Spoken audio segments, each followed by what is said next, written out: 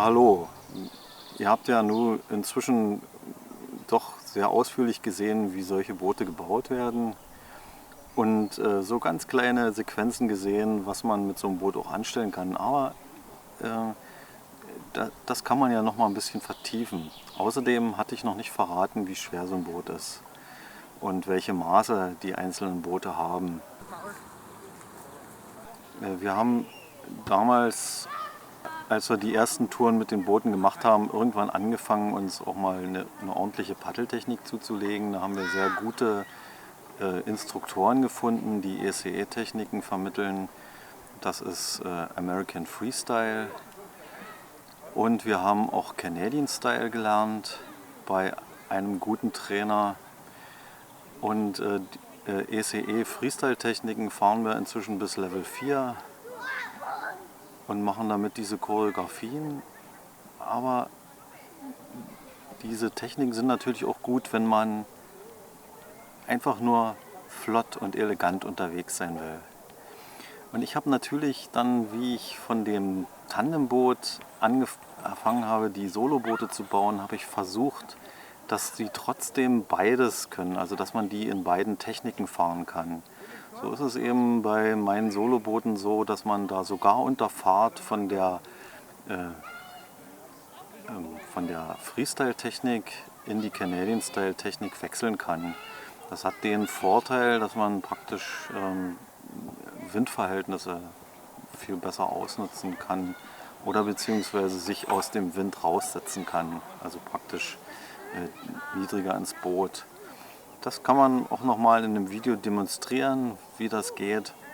Das ist eine sehr schöne Sache, wenn man auch auf Solo-Tripping ist, und gerade da wir ja die ganze Zeit auch im Knien arbeiten, hält das auch ich sag mal, die Blutzirkulation in den Beinen besser in Gang, wenn man solche Sachen kann. Und die Techniken vermitteln einem auch eine sehr große Sicherheit, wenn man im Boot unterwegs ist, weil man einfach ein ganz anderes Gleichgewichts- und Bootsgefühl hat dann am Ende.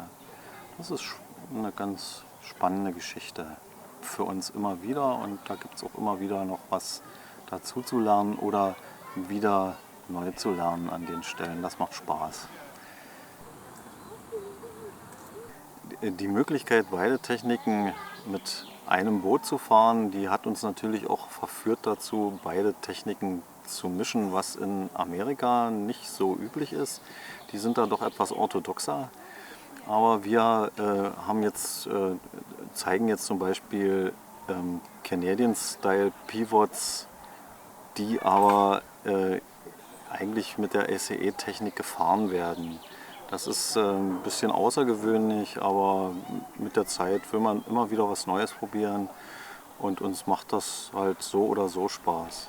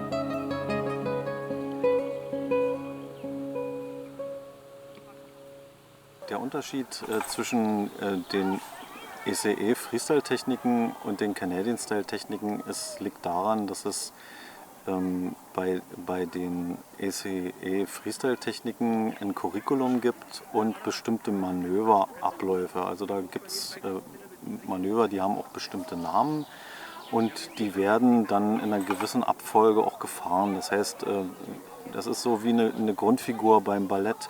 wenn ich jetzt zum Beispiel zu jemandem, der das gelernt hat, sage, fahr mir ein Excel, dann kann der mir ein Excel fahren. Das ist ein Manöver, was sich aus 3 Elementen zusammensetzt und der weiß dann, was er da zu tun hat.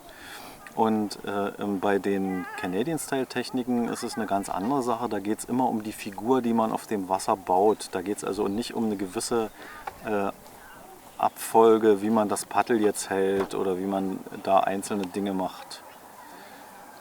Da hat man also sozusagen von der Paddelarbeit mehr Freiheiten, aber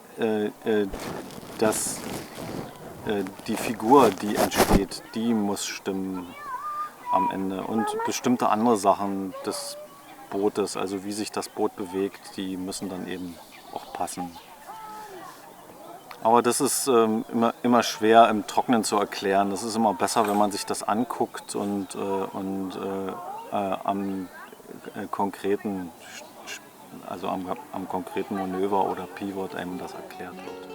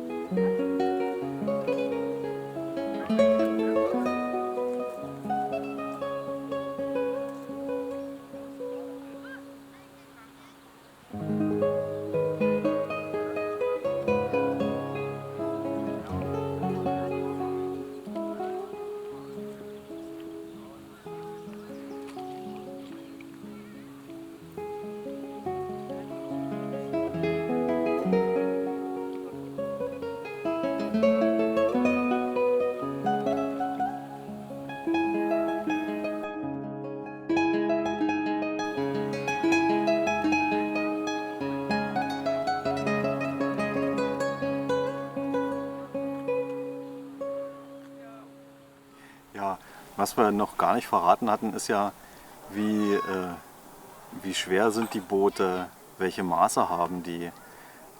Das ist ja so, dass also so ein Boot, meistens baue ich Soloboote und die Soloboote sind zwischen 20 und 21,5 Kilo schwer. Die haben eine Mittelhöhe von ca. 32 cm. Das kann bei der Bauweise so immer um 5 bis 7 mm schwanken. Und eine Weite an der weitesten Stelle von 73 cm. Wenn ich in der gleichen Länge, die Länge hatte ich ja schon gesagt, 4,50 Meter, also 14 Fuß 8 Zoll. Das Tandemboot ist bei der gleichen Länge in der Mitte 86 cm breit, hat eine Höhe von etwa 34 cm und wiegt dann so zwischen 23 und 25 Kilo. Die ersten Boote waren natürlich deutlich schwerer. Ich habe da reduziert, was ging. Mehr auszudünnen geht es nicht. Dann werden die Boote, also dann sind sie nicht mehr so robust im Einsatz.